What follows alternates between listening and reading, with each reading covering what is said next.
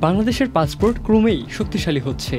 Henley and partners প্রকাশিত 2025 সালের মাঝামাঝির সর্বশেষ পাসপোর্ট র্যাঙ্কিংয়ে এক ধাপ এগিয়ে এখন বাংলাদেশের অবস্থান 94তম। গত বছর এ অবস্থান ছিল 97তম। 2021 সালে যেখানে বাংলাদেশ ছিল 108তম অবস্থানে, সেখান থেকে টানা 4 বছর উন্নতি করে এসেছে বর্তমান অবস্থানে। বর্তমানে বাংলাদেশি পাসপোর্টধারীরা 39টি দেশে ভিসা ছাড়াই ভ্রমণ করতে পারেন। এর মধ্যে রয়েছে Bhutan, Maldives, Nepal, Sri Lanka, Fiji, Jamaica, Dominica, Bahama, Caribbean এবং প্রশান্ত মহাসাগরীয় অঞ্চলের বিভিন্ন দেশ। এ বছরের তালিকায় আবারও শীর্ষে রয়েছে সিঙ্গাপুর, যাদের নাগরিকরা 193টি দেশে ভিসা ছাড়াই ভ্রমণ করতে পারেন।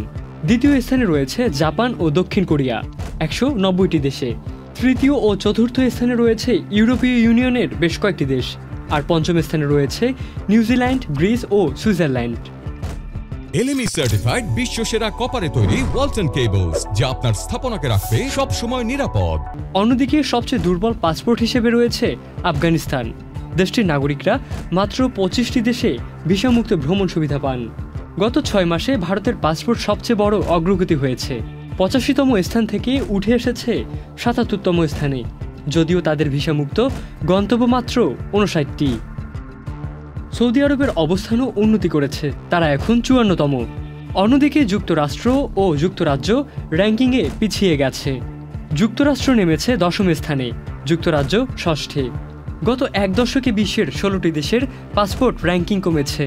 এর মধ্যে সবচেয়ে বেশি পতন হয়েছে ভেনেজুয়েলার, যা 30তম স্থান থেকে নেমে গেছে 45তম স্থানে। বিশ্বব্যাপী ভ্রমণ স্বাধীনতা ও কূটনৈতিক সম্পর্কের একটি প্রতিফলন এই পাসপোর্ট সূচক।